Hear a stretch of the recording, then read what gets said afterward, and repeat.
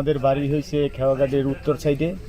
আর ঘটনাটা ঘটছে এখানে সেনাবাহিনীর পর্যায়েও আছে, তাদের ড্যাম্পিং কাজ চলে, তাদের সাথেই বাড়ি। তো আমরা ফজরে নামাজ পড়িয়ে বের হই মসজিদ থেকে। বের হওয়ার পরে আমরা চা খাইতে যাই দোকানে। চা খাইতে যাওয়ার পরে বিকট একটা আওয়াজ আসে। আমরা মনে করছি যে আমাদের মসজিদের সাথে একটা ট্রান্সমিটার আছে, যে ওইটা বাস্ট হয়ে গেছে। আমরা দৌড়ি আইলাম, যে আইসে দেখি না যে ট্রান্সমিটার ঠিক আছে। পরে এদিকে হুড়োহুড়ি করে মানুষ দৌড়াইতেছে। পরে আমরা আসলাম এদিকে, আসছে দেখি যে এদিকে বোমা বিস্ফোরণ হয়েছে। হওয়ার সাথে সাথে 999 আমাদের এ জায়গায় জাকির ভাই সে ফোন দিয়ে জানাইছে। জানানোর পরে প্রশাসন তাৎক্ষণিক ব্যবস্থা নিয়েছে। তারা আসছে।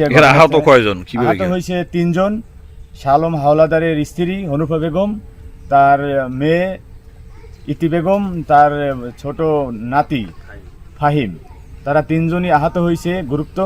আহত হওয়ার সাথে সাথে তাদের শরীরে আগুন ধরে যায়। আগুন ধরার সাথে সাথে তারা দিশের বিষে না পাইয়া তারা নদীতে পড়ে।